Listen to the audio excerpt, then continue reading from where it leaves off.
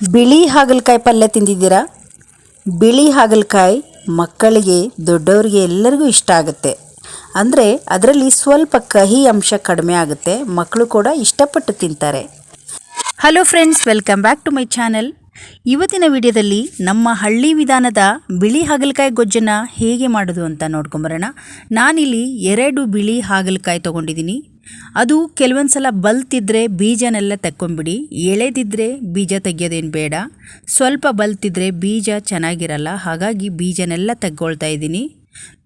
ಚಿಕ್ಕದಾಗಿ ಅಥವಾ ಉದ್ದಕ್ಕಾದರೂ ಕಟ್ ಮಾಡ್ಕೊಳ್ಬೋದು. ನೀವು ಯಾವ ರೀತಿನಾದರೆ ಕಟ್ ಮಾಡಿಕೊಂಡು ಒಂದು ದಪ್ಪ ತಳದ ಬಾಣಲೆಗೆ ಹಾಕಿ ಇದನ್ನು ಫಸ್ಟ್ ಫ್ರೈ ಮಾಡ್ಕೊಳ್ಳೋಣ. ಯಾವುದೇ ಹಾಗಲಕಾಯಿ ಆದರೂ ಫಸ್ಟ್ ಈ ರೀತಿಯಾಗಿ ನಾವು ಫ್ರೈ ಮಾಡ್ಕೊಳ್ಬೇಕು. ಒಂದು ಚಿಟಿಕೆ ಅರಿಶಿಣ, ಸ್ವಲ್ಪ ಎಣ್ಣೆ, ಒಂಚೂರು ಉಪ್ಪು ಹಾಕಿಬಿಟ್ಟು ಇದನ್ನು 1-2 ನಿಮಿಷಗಳ ಕಾಲ ಇದನ್ನು ಫ್ರೈ ಮಾಡ್ಕೊಳ್ಬೇಕು.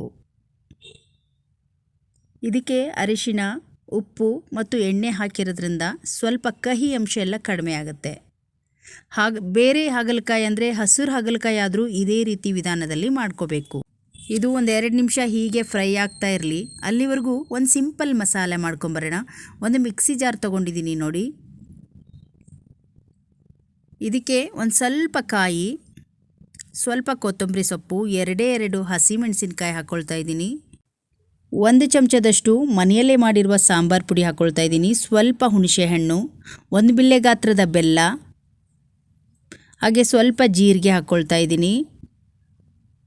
ಈಗ ಸ್ವಲ್ಪ ನೀರನ್ನು ಹಾಕಿ ಇದನ್ನು ಒಂದು ಪೇಸ್ಟನ್ನು ರೆಡಿ ಮಾಡ್ಕೊಂಡು ಬರೋಣ. ಈಗ ನಮ್ಮ ಮಸಾಲ ರೆಡಿ ಆಯಿತು ನೋಡಿ ಪಲ್ಯಕ್ಕೆ.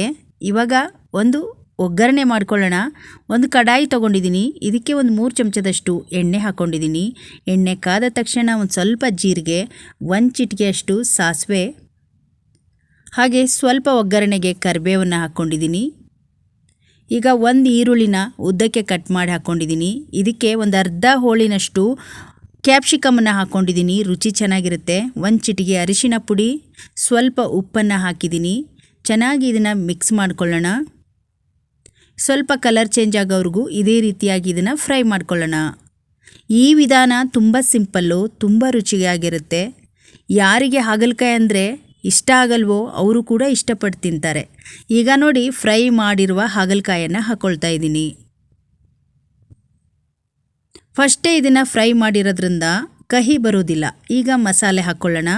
ನಮಗೆ ನೀರು ಎಷ್ಟು ಬೇಕಾಗುತ್ತೋ ಗೊಜ್ಜಿಗೆ ಅಷ್ಟು ನೀರನ್ನು ಮಿಕ್ಸ್ ಮಾಡಿ ಸ್ವಲ್ಪ ಹೊತ್ತು ಇದನ್ನು ಕುದಿಸ್ಕೊಳ್ಳೋಣ. ನೋಡಿ ಹಾಗಲಕಾಯಿ ಆಗಲೇ ಸ್ವಲ್ಪ ಬೆಂದಿದೆ. ಇವಾಗ ನೋಡಿ ಇನ್ನೊಂದು ಸ್ವಲ್ಪ ನೀರನ್ನು ಮಿಕ್ಸ್ ಮಾಡ್ಕೊಳ್ಳೋಣ.